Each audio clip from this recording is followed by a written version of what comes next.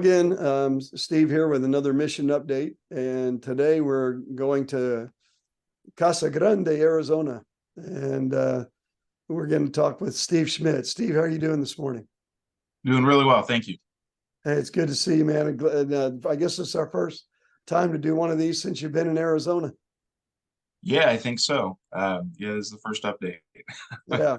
Well, tell us what's going on, how the change has gone, the move and settling in, and just kind of where you're at with the ministry and that sort of thing.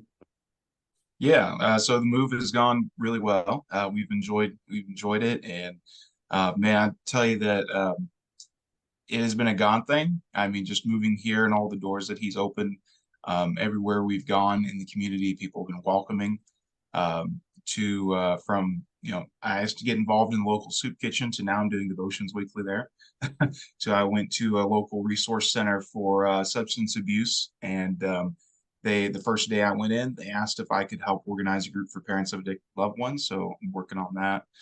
And the school has been super welcoming. And then we've had a lot of people interested in what we're doing. And so everywhere we go, of course, we're promoting the church and Jesus. And I think this coming weekend, we're actually going to be having a backyard barbecue that's going to kind of share about what we're doing with the church. And we've actually had quite a few people sign up to come to that. Well, good. No, I know the launch date for the new church is a ways off, actually next year sometime, correct?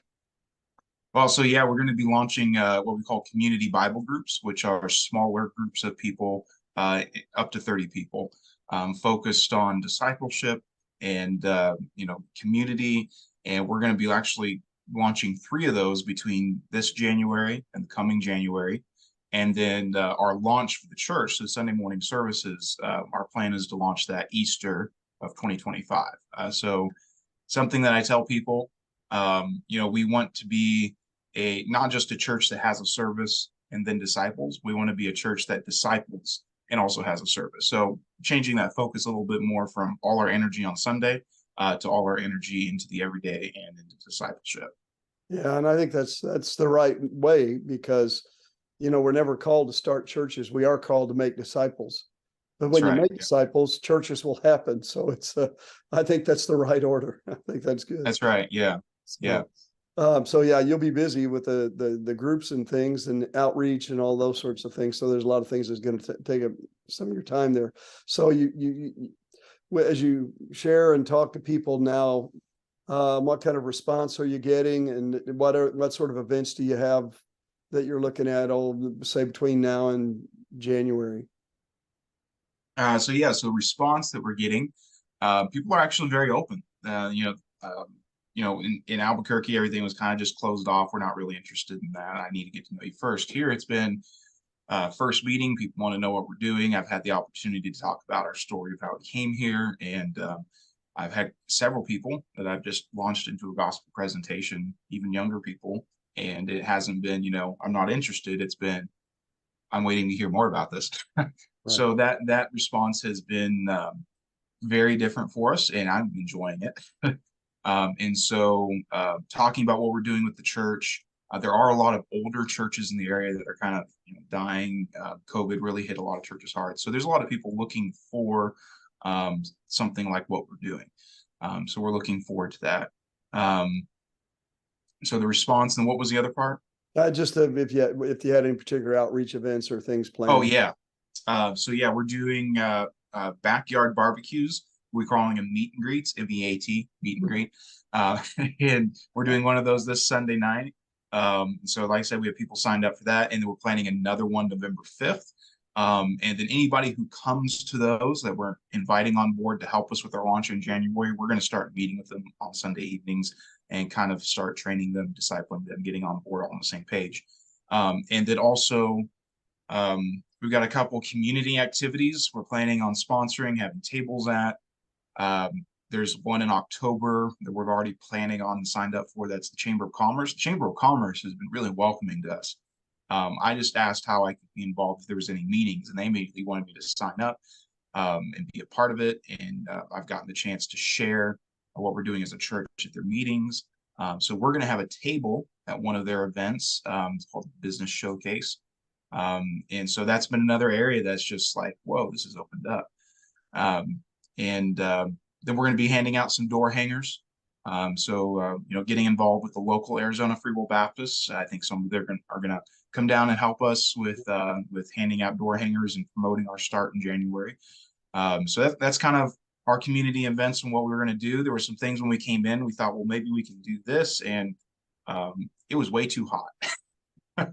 So we've had to adjust our strategy on kind of when we do things, and whether it's outside or indoors, things like that. You can't really do something outdoors when it's 120 degrees outside. So we had to pivot a little bit, but yeah, so that's kind of what we're looking forward to. Yeah. Yeah.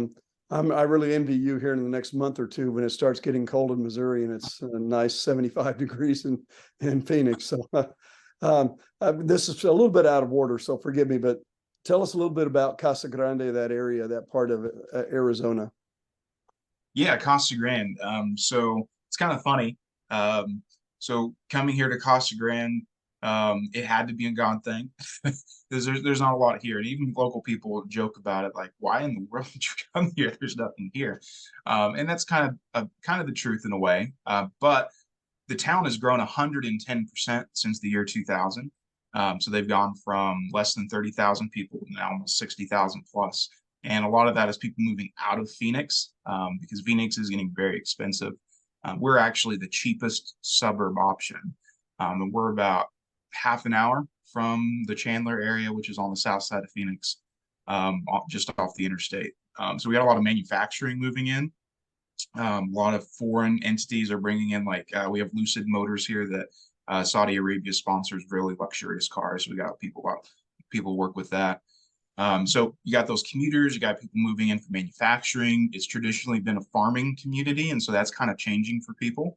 So you have kind of these two groups. You got that old group that's been here forever and ever, and then you got the group that everyone's just been moving in and they're looking for new things. So something that's really interesting with that, that really surprised me, was when we started doing our research, was that 75% of Casa Grande is non-religious.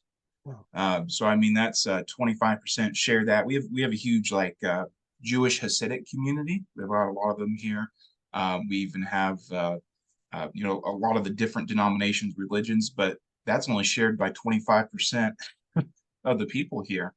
So 75% of those, they're not going to any church at all. They're not. It's not that they're not interested in religion. It's just for this area, people are they're so busy that it's just they're not making room for it. So we're trying to fill in that space, and in a way, you're pitching the gospel to people that you need to make room for this in your life. This is going to benefit you, not just and you need it.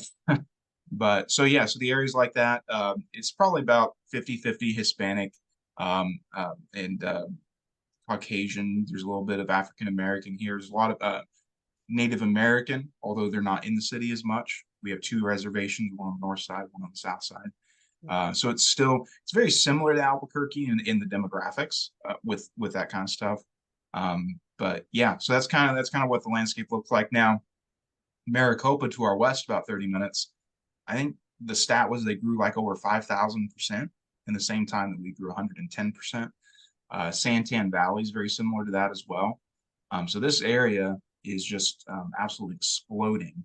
It has been for the last 20 years, but it's even more so now. So churches can't keep up with with that growth, and so new church plants are needed.